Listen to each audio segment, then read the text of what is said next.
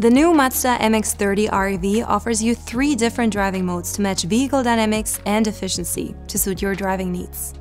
You can change the driving mode by moving the switch next to the selector lever. Now the normal mode is active. In this mode, the drive components in the car are optimally controlled according to the state of the high-voltage battery, balancing sufficient drive force with efficiency. If more power is required than the battery level can deliver, the rotary engine generator will be activated. For example, when accelerating. Drivers can turn EV mode on to make longer use of the battery energy.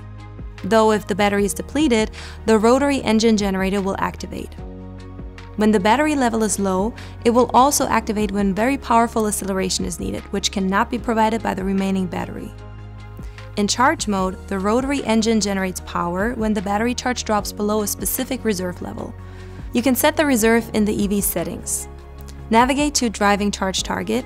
Here you can set the level in increments of 10%.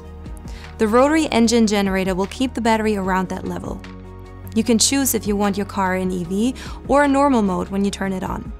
If you prefer EV mode, navigate to the EV settings and check EV priority mode.